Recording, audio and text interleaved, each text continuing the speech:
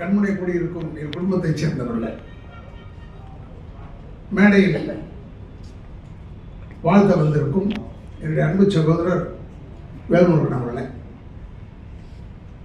ஏன்னா அவரையே எனக்கு ரொம்ப பிடிக்கும்னா நம்மள மாதிரி ஒரு துணிச்சல்காரர், யாருக்கும் பயப்பட மாட்டார்.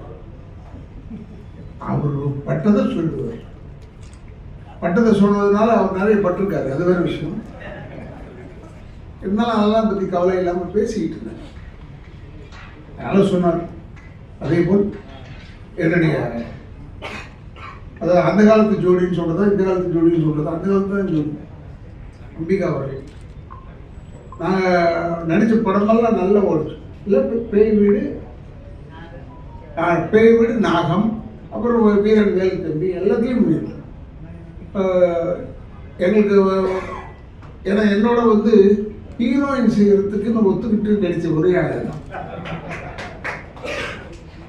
ஏன்னா இதெல்லாம் வந்து திருட்டுராஜாக்கள்லாம் வந்து கடல் கடந்து போனதுனால,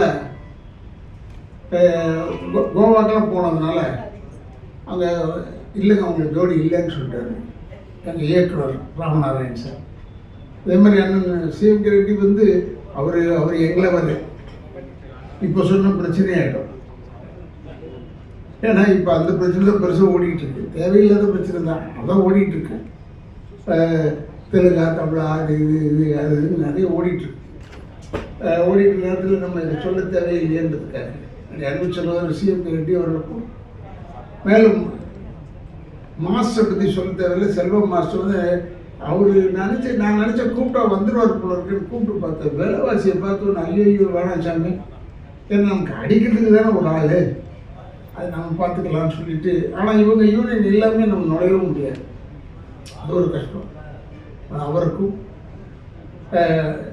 என்னெல்லாம் எப்பயுமே வியப்பில் ஆழ்த்தி கொண்டிருக்கும் என்னுடைய அன்பு இயக்குனர் விக்ரமன் அவர்கள். இப்போ கூட அவர் வந்து உடல்நிலை சரியில்லைன்னா கூட கவலைப்படலை, இந்த ஃபங்க்ஷனுக்கு வந்திருக்காரு பாருங்க.